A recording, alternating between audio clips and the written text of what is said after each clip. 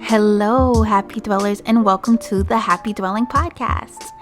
It's a pleasure to have you here with me today, and I hope you have been well and are creating those great habits so your dwelling place can be a happy one. Hi, everybody. How are you doing? I wish I can hear your response to that because this is a one-sided conversation and it's nice to get some feedback. So thank you to everyone who has actually given me feedback, who has subscribed and rated me and left comments.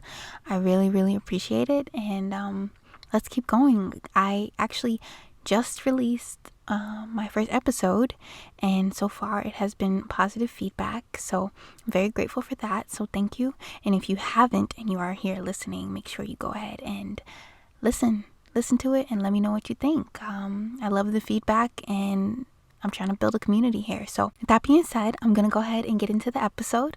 Today's topic is one that might be a little bit controversial, only because I have a lot of personal friends that might not agree with this topic or might not agree with what it is that I have to say about this topic, but I think it's an important topic nonetheless. And if you don't agree, let me know. You can DM me on the Happy Dwelling Podcast on Instagram or comment in the comment section on the YouTube page as well. So I do want to know more about you guys' opinion on this. This episode is a little bit of opinion, and also a little bit of research. So I hope it's not too heavy, and I hope my friends still love me after they hear this. Today's topic is about vegan and vegetarian processed foods. And I am doing this podcast because I feel like it's very, very important to address this topic, specifically because our culture, at least within the past 10-ish years, has this paradigm that you're automatically healthy if you're a vegetarian or a vegan. And I have yet to hear anybody really address the issue at hand when it comes to vegetarian or vegan processed foods. It's become more and more popular in our society, especially as the Impossible Burger came out, the Beyond Burger and the Impossible Burger. It has even brought this more to the forefront, and more people are willing to eat vegan and vegetarian because the food actually tastes like meat. So let me give a little bit of background of my experience. I'm not going to go into depth too much, but I have been a vegetarian on and off for about 10 years now, probably longer.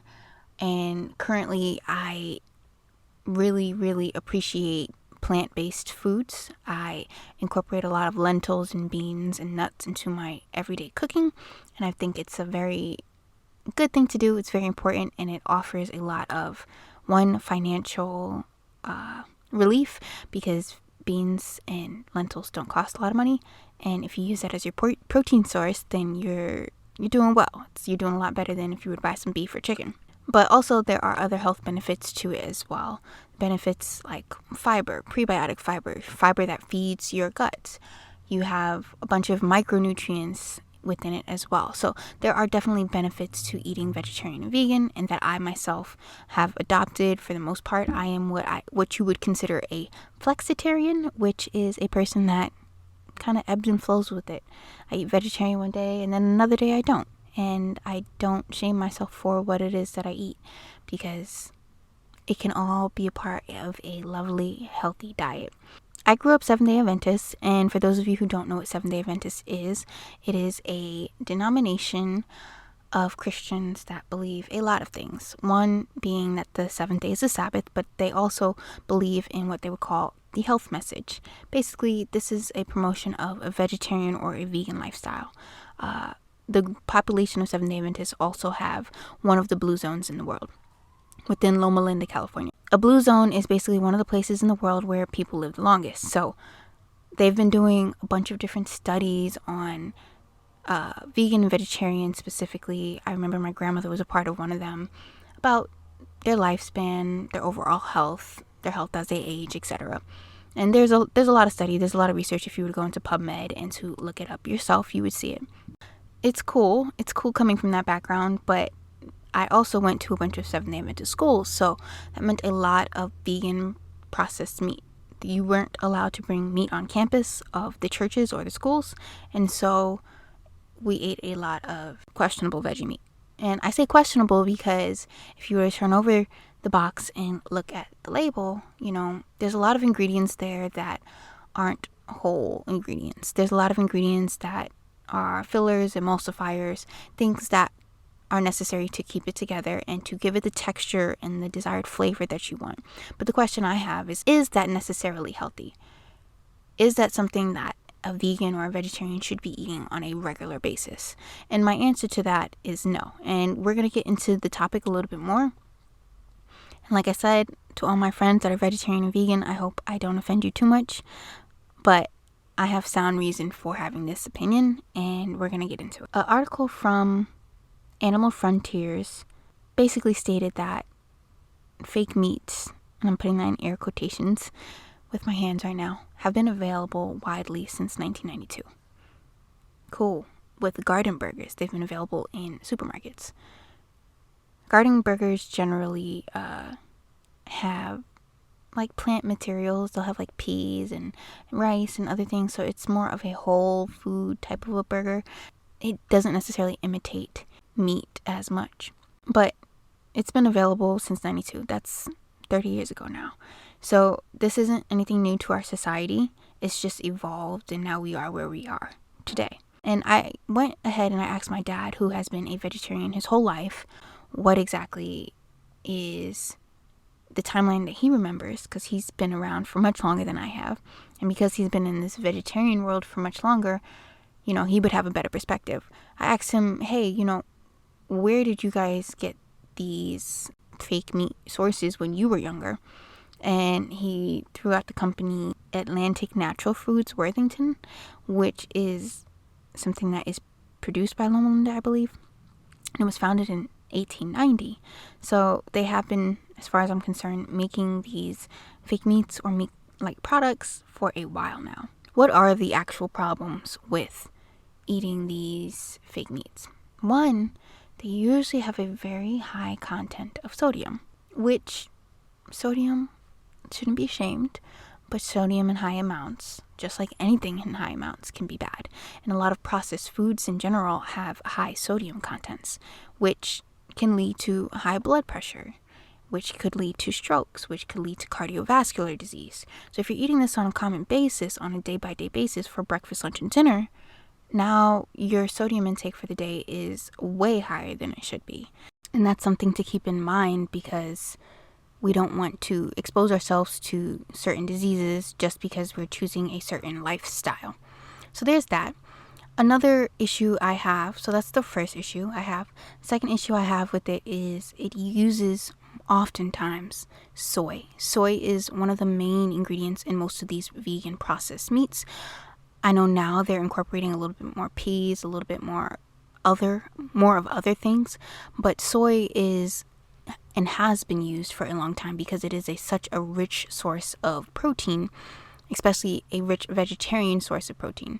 But what has happened with soy over the many years, because if you look at Asian cultures and things of that nature, people who have been eating soy for a long time, there usually wasn't a problem. My current problem with soy is that it is a mega crop. And mega crops are often grown way too much. They're often sprayed a lot with a lot of pesticides, herbicides, fungicides, whatever, all the sides. And they are often a lot of times genetically modified, because if this is a crop that is being grown a lot, we need to make sure that it is able to be grown. So if we genetically modify it so that it has all the characteristics it needs to survive whatever temperature, whatever soil, whatever the environmental factor that might challenge its growth, it's going to survive and we're going to profit off of it. Same thing applies for, the sprays that they spray on it. All the sides, the fungicides, rodenticides, herbicides, all the things that are sprayed on it to prevent them to be eaten by other little critters also help to destroy things like the soil, which then depletes the soil of the nutrients. And when the soil is depleted of the nutrients, it can't really give back into the crop like it should. So it's a whole cycle of what I believe is wrong with soy. But that doesn't mean that you should never, ever, ever touch soy. It just means that You can do soy in moderation, and if you can find a non-GMO organic product, that would be the best option for soy, especially if you are a vegetarian and vegan and a lot of your protein does come from soy. That's my second issue with processed foods, and well, not processed foods on a whole, but vegan processed foods. The third issue I have is it's a processed food, point blank period. Processed foods in general, whether it be vegan, vegetarian protein sources or something else, are generally stripped of fiber, and without fiber, that means there's less prebiotic foods, there's less foods to feed your gut microbiome. It means a lot of nutrients are stripped out of it, and then I'll give you an example later about how sometimes they put it back in, but it's still being stripped out of it from its natural whole food source. Usually processed foods are easier to absorb in the digestive system, so because it is processed, your body takes less work to have to break it down and absorb it, and so that means it's easier to be absorbed. When it's easier to be absorbed, usually that means that you get more calories out of it, because not all calories are created equal. Some calories aren't as easily absorbed as others, and so you won't get the effect of all the calories. So my example for this is apples versus applesauce. Applesauce is a processed version of apples, and because it is a processed version of apples, if you take a whole apple to applesauce, if the ratio is the exact same of apple to apple, you're going to be able to absorb more of the calories out of the applesauce than you would out of the apple, because the apple has fiber there. It has all these nutrients. It is still in its whole form. It hasn't been cooked or processed in any way, shape, or form. And so the same thing applies for when you're eating any processed food. Your body is going to be able to absorb it more. And then what comes along with that is usually, depending on the content of the food, this can possibly spike your blood sugar. If you're eating something that has a lot of simple sugars or simple carbohydrates, your blood sugar can be spiked. And this is not a good thing. It's not a good thing for your blood sugar to be spiked, as in, especially if you're pre-diabetic or you have a history of diabetes in your family. It means that your body is fighting to get back to a state of normalcy after that blood sugar spike, and it usually takes insulin and a lot of work, versus if you were to eat something in its whole food form, something that isn't as simple, it would take longer to break down and your blood sugar would be relatively stable instead of have that huge spike. And then of course we're getting further and further away from natural foods. The article I mentioned earlier from Animal Frontiers was questioning whether or not this introduction of vegan, vegetarian protein sources is an introduction to a new form of food. A new form of food that's lab grown, that's not real, that's not in its real whole form, that's further and further away from natural foods. We already have a culture where processed foods are the norm, but how far are we willing to take it to imitate foods instead of having the actual real thing? It's important for us to always kind of come back to center, come back to where we originally were. Like, our ancestors had to actually grow their own food. There was no supermarkets. They had a relationship with their food. They appreciated their food much, much more. And the further and further we get from there makes me wonder, what our society is going to look like, what our microbiomes are going to look like, how much more damage are we going to add to the system by continuing to process our foods to this high extent. So I'm going to go into a little bit more depth about some of today's processed meats. Specifically, I'm going to be talking about the Impossible Burger and the Beyond Burger. So I went and I looked up the ingredients of each of these. And for the Impossible Burger, it's made out of wheat and potato protein, coconut oil, water, added vitamins and minerals, and leg hemoglobin from soy. So, like I said before, instead of you having the whole thing, instead of there just being completely wheat, instead of there just being potato, now we're extracting the protein out of that. And we don't know what protein they're talking about because there's different types of protein in there. I know wheat could be a trigger for some people, especially the gluten content, and gluten is a protein of wheat. So we don't know what that is specifically, but we're seeing that it's the extract instead of the whole thing. So that's an example of that. We have coconut oil. Cool. I like coconut oil. I got no complaints there. We got water. Then we got added vitamins and minerals. So we seen earlier because we took out an extract of something. Now we're adding vitamins and minerals because, like I said, it wasn't in its whole food form. And then we have leg hemoglobin from soy, which is the molecule, the thing that makes it have the mouthfeel of meat. And this is a very controversial ingredient, and I didn't see enough research on this, so I'm not going to comment on it, but it is something that I consider to be a little bit questionable. And then we have the Beyond Burger. That one is made of a pea protein isolate and various oils, including coconut oil, with cellulose and potato starch and other ingredients. Okay, so let's go through these ingredients. So we have pea protein isolate. So we're isolating pea protein from the pea. Cool. So once again, not the whole pea, just the pea protein. Got it. And various oils. So that could mean a lot of different things. And I am going to go over something I am going to go over in a future podcast about oils. So we'll discuss that, but we don't know what oils that means. That can include a whole lot of different things. And it says it includes coconut oil. Still, no problems with that. With cellulose. Cellulose is a fiber that is found in green things. It's a plant fiber. So we strip the pea of its natural fiber. We strip the pea from what it originally had, and instead now we're just adding back in cellulose. You see what I'm saying? Like, it's this continual thing of take out, add in. We're playing with our food as if there are no consequences. Do I know the consequences of this completely? Absolutely not. But I do know this. When you ultra process foods, when you process foods to this level, especially when you have the option of making a burger out of whole foods, like I mentioned earlier, you can make a bean burger, you can make a pea burger. They got this stuff all over online, and instead of us doing this, we are trying to imitate meat so much that we are willing to go to whatever extent it takes to alter it to have the perfect texture and taste. Being a vegetarian and being a vegan is supposed to make you healthier. You can, of course, choose to not be healthy. It's very easy to do that. You can decide to eat all of this vegan veggie meat all the time. You can decide to eat vegan chips and cookies and all the things. But the truth of the matter is, if you are choosing a lifestyle of vegan and vegetarian, the best option for you is to choose something that is actually plant-based. Choose something that is actually beneficial for you on a whole. Choose something that isn't processed. Because if you're going to go ahead and eat all this processed foods and consider yourself to be healthy, are you really making that much of a difference by not eating meat? Because at least with the meat, I know what it is.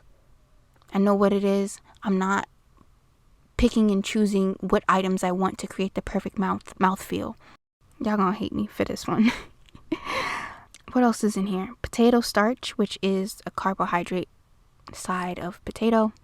It's another ingredient that's okay. It's just potato starch. And then other ingredients. So those are the most modern versions of these vegan, vegetarian processed meats. There are, of course, so many more. You can see it in the supermarket aisles. You can go to health food stores. You can go to Asian markets. They're everywhere now. So you can go ahead and do me a favor. When you get it, turn it over and read the label. You'd be surprised what's in your food. And just because it tastes like shrimp, just because it tastes like beef, doesn't mean you need to eat it. Okay? Yes, I understand. It's nostalgic. It's nice every now and then. Every now and then. That's the key thing. That shouldn't be our everyday. It shouldn't be our, yeah, I'm going to go hit this up right now. No. Please stop. Okay, so I also wanted to go over tofu and tempeh because those are also processed vegetarian, vegan meats, but they're much less processed. So tofu is processed by taking dried soybeans, soaking them in water, crush them, boil them, and then there's a mixture. There's like a pulp side, and then there is a whey side, kind of like how when you make cheese, you have the whey and you have the cheese. That's how it is, right? The whey would be the soy milk side of it, and then the cheese would be the tofu side of things. So what's added to it to help create this separation from the soybeans are salt coagulants like calcium and magnesium chlorides and sulfates. They're usually added to the soy milk to separate the curds from the whey. So some people have issues with sulfates. I'm gonna leave that up to you guys. If you want, you can look that up. If not, cool. But it is something that some people are sensitive to, and it is something that is generally recognized as safe. It's on the GRAS list from the FDA. But I'm going to leave that up to you. You check it out, you research it, and you let me know what you think about it. And then we have tempeh. Tempeh is usually made from soy, sometimes barley, and other grains as well. And this is a fermented type of veggie meat, in air quotations. So anytime anything is fermented, usually that means that there are probiotics attached to it. So that's awesome. And usually fermented foods are also broken down a little bit more by the bacteria, and it's better for you. It's easier on your digestive system to take in and to absorb, and it's just better overall, usually. Soybeans are fermented with the starter culture for about 36 to 37 hours at a certain temperature, and voila, you have tempeh. To all my vegans and vegetarians out there, I love y'all. I love y'all so much. However, sometimes you guys can be dogmatic. And by that, I mean judgmental about things and other people because of the way they choose to live their life. It's important that we don't shame other people and we don't judge other people heavily based off of that. Especially because it is easy, once again. Like, being a vegan doesn't mean you're healthy. Being a vegetarian doesn't mean you're healthy. It means that you might have some more positive health habits associated with what it is that you do and how you live your life, but that doesn't mean that you do. If you are going to be vegan or vegetarian, the best thing you can do is to actually be plant-based. Get your protein sources from things like lentils, beans, nuts, seeds, grains, and there's even breads that have sprouted grains and things of that nature that can offer you excellent protein sources. And what I'm going to do, because I've actually compiled a list a while ago of some vegan protein sources and how much protein is in each of them. I'm going to go ahead and I'm going to put that in the show notes. And I'm also going to put it in the description box on YouTube. So if anybody wants to access it, they can go ahead and look into it. So I just lastly wanted to go over a very general equation that I learned in school for general protein requirements. So usually you would multiply 0.8 grams times the amount of kilograms you are, and that would equal to about a very general amount of how much protein that you are required to eat in a day. So if you want to look at the list that I have compiled and you want to match that up with your weight, go ahead and do that so you can find how much you should be eating to meet your protein requirements. So yeah, that's it for today. I don't want to go in anymore. I feel like I've done enough. And if you guys have any questions or concerns or anything, go ahead. Like I said, send me a DM on Instagram. I'll be happy to answer you. Maybe we can do another podcast episode going over this some more, or maybe hitting it from a different angle. That is all I have for you all today. Thank you so much for spending your time listening to me. I hope you join me in the next one to learn more about health topics that can help you improve your life so you can be happy in your dwelling place. Love y'all. Bye.